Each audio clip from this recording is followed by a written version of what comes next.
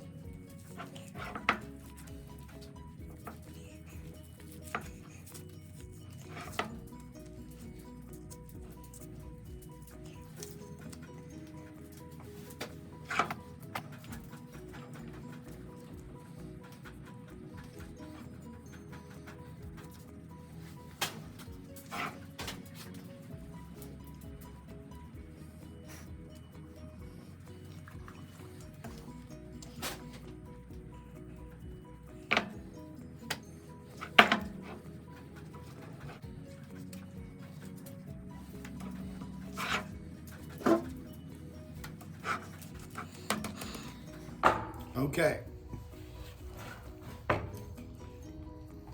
See the fat content in those ribs. So you really don't need too much on the top like you would a brisket.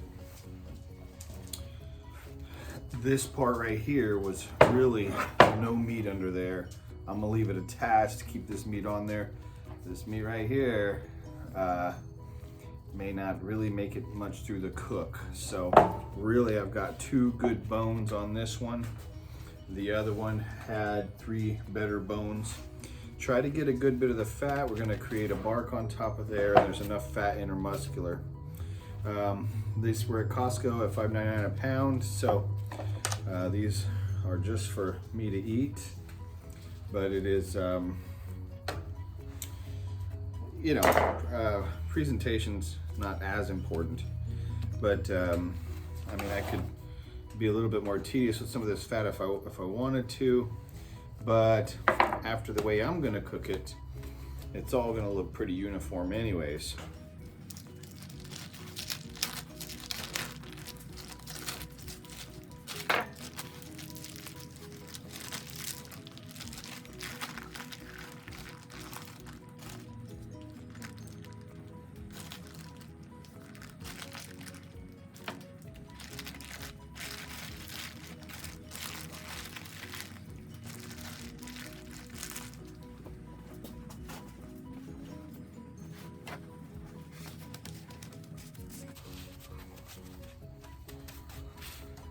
So I did have the briskets in the freezer for a few hours in order to get the fat to be a little easier to cut through.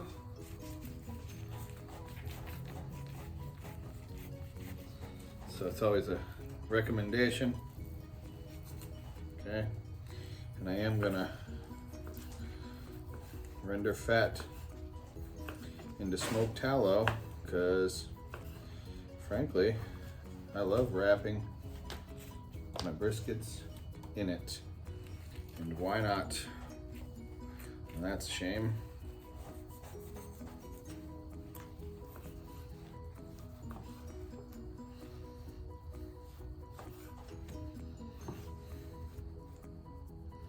So this is a choice brisket. I'm actually going to bring this one in and share it with colleagues. So we'll get to see the outcome of this one. The second brisket I'm doing I actually sold, and so it's a choice, it's a prime brisket. Prime's my favorite, but this was at Winco for only like $2.99 a pound. And of course I picked from many, so I got one that I thought had some pretty good marbling. You can see some of it in there.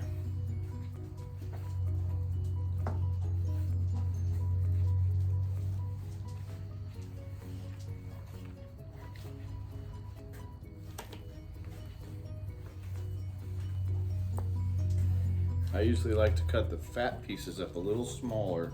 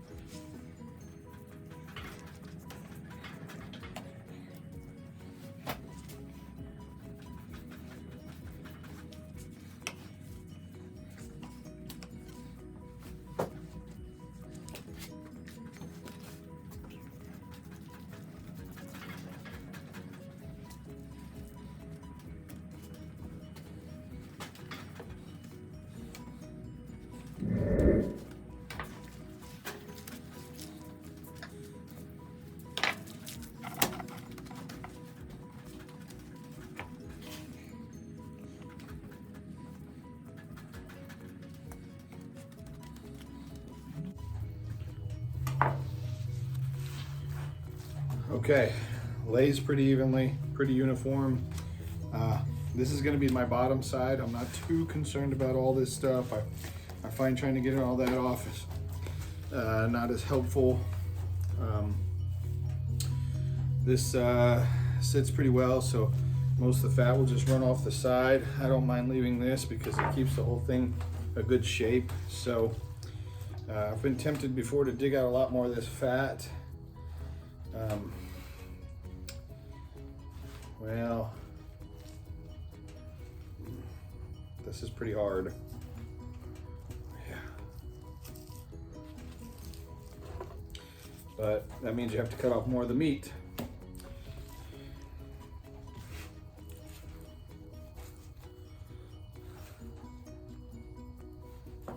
You may not want to, but I really didn't want to leave this much of a fat in there. So, and let's see. See that there? Now we got this funny shape. Oh, look at that, even more fat. So, you know what? I'm glad I did it.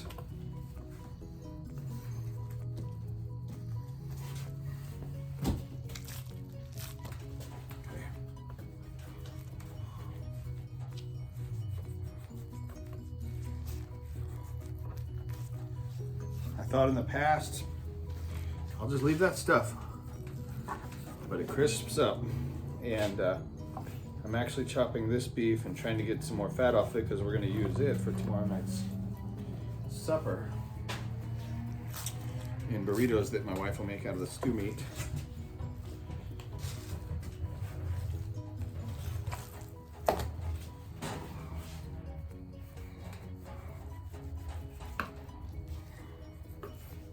Trims, and I've done some better than this.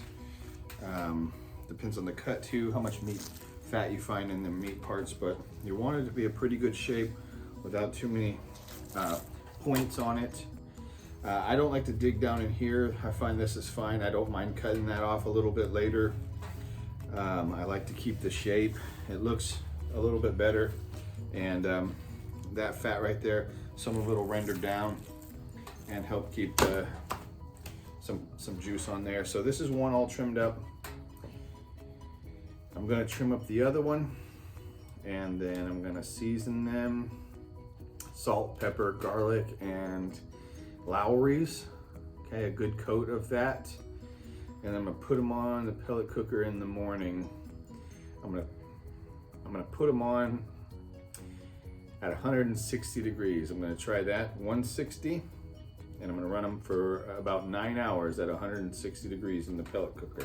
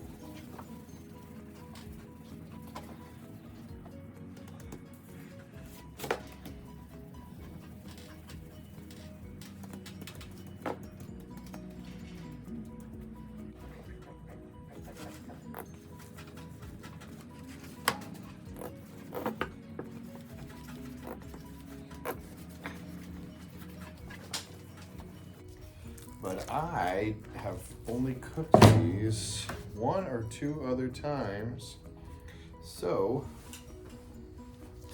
I am worried more about the cook itself than I am making it taste different than my briskets. My brisket is really good, so I'll worry about flavor profile, you know, in the future, but I want to get these things cooked up proper. So I'm not going to spend a lot of thought over the seasoning. Now I'm going to do the bottom. You saw I removed that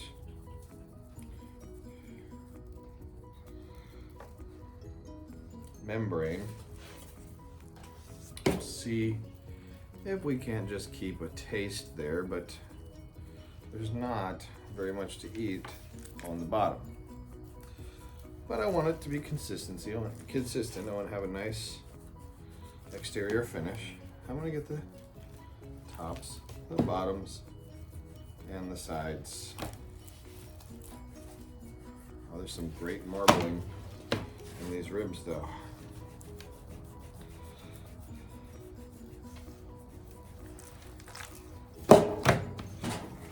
I like to do the pepper first. I like to do it in layers, and maybe just one of those things that helps my barbecue taste really good. I don't know. It's working really well for me. So I'm gonna just keep doing it in layers. I like to get the pepper set down, and then I'll put on I like the garlic. Now this is new for me. I did just put this on my briskets. It was a good deal. I like the McCormick items. This particular item had parsley in it, and that's the only thing that concerns me. It'll probably all be burnt up. I just hope it doesn't have a burnt taste. So I guess I am trying something different. But it was basically garlic, sunflower oil, and parsley. So I'm kind of curious about that. It has a nice color to it. So we will see what this tastes like. I'm just hoping the parsley doesn't ruin the flavor or add a weird taste.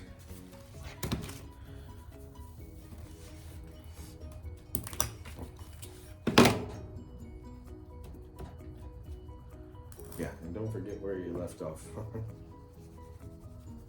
Lowry's, of course, why not?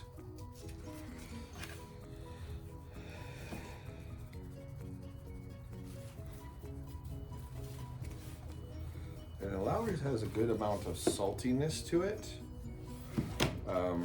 So why add the coarse salt, you say? Well, the one thing we're also doing when we add flavor to barbecue in cases like these, we're also building a bark. So I felt like that coarse salt just contributes to that texture along with the coarse pepper. I think whatever, I think I got the sides. And then that being said, I usually don't go too heavy on the coarse salt. Just try to add some texture to it. I'm just going to do the top and bottom. Oops.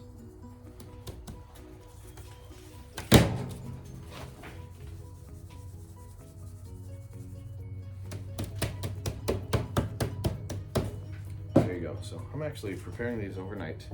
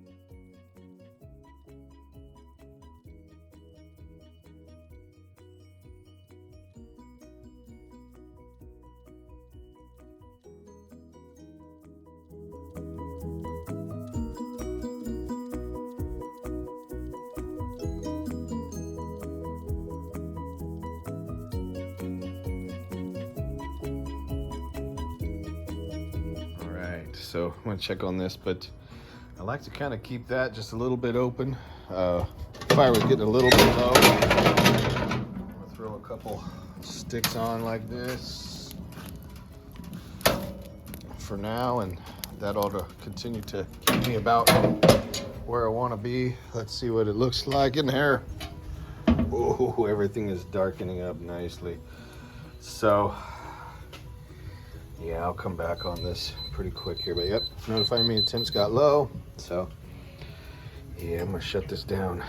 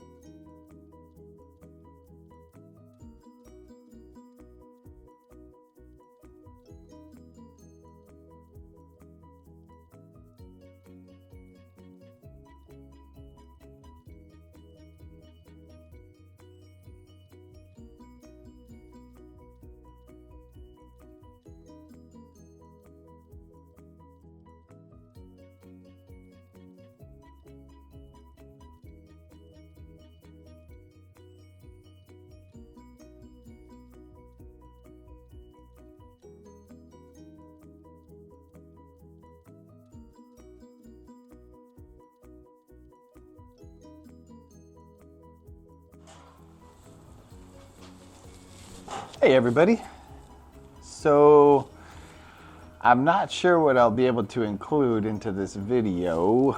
I had realized that my microphone was on mute for most of my cooking process yesterday. So anyways, I've got a lot of silent footage. We'll see what I put in there. I trimmed a couple plate ribs, or the 3-bone beef ribs or dino ribs, and I seasoned them up and put them in the pellet cooker for 9 hours at 160 degrees, and then I moved them over onto my offset cooker at 250 degrees for a few more hours to set a nice color and bark, and then I wrapped them and set them at 250 degrees in my pellet cooker until they got up to temperature and probe tender. And actually I wrapped them and put them on the offset for a while too, because I was also cooking some briskets. So anyways, I want to see how these beef ribs come out and what they taste like.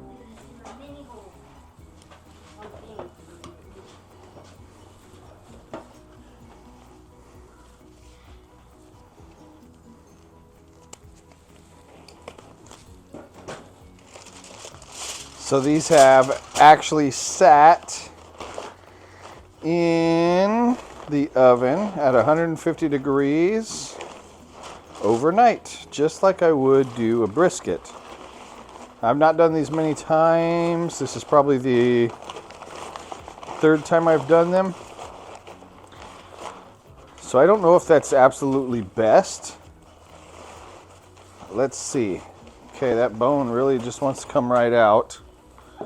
So that's a good sign.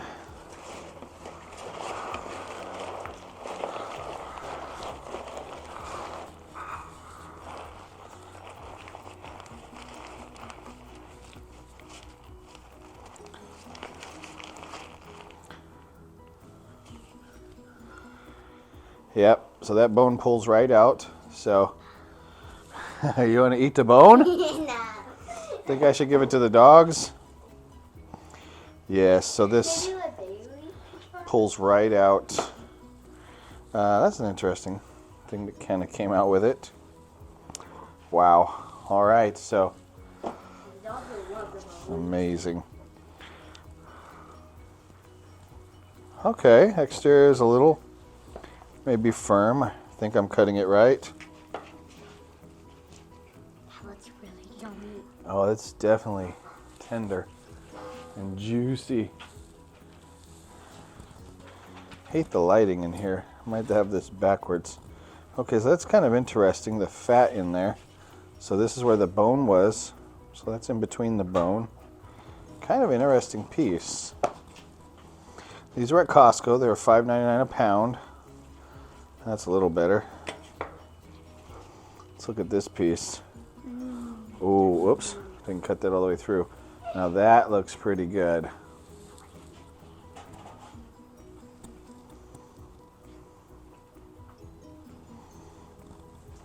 Okay. Alice is saying she wants to eat it. Let's try a bit here. I'll put that to the side for now. That's very interesting. All right, here, Alice. Try that piece and tell me what you think.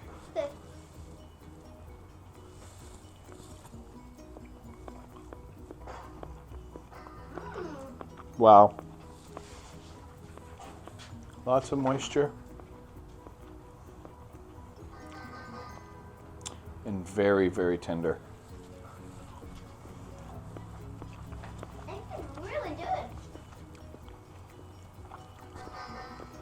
Really good. It's got your approval.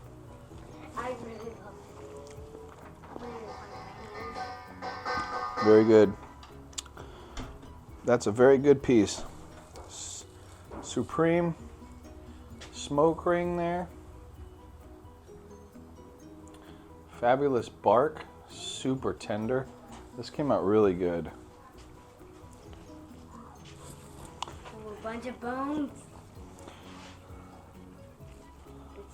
Ah. There we go. Got to go the right direction, I guess. That one's a little tighter. Maybe I didn't get it finished as well. And I don't know that I've seen where people go ahead and pull the bone out, and I've seen where they don't. Whatever you like as a preference, I guess. That looks like some good pieces. There's a little bit of crispy there.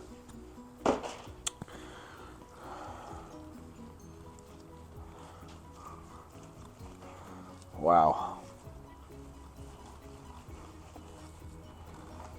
Splendid. All right. So this one, if I get some footage of the ribs, you'll see.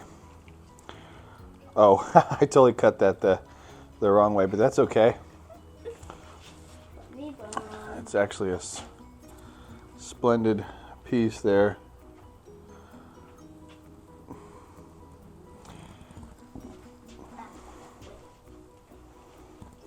Okay, so that is so tender and juicy. Yummy. Beef rib. Anyways, we're gonna eat this for supper now.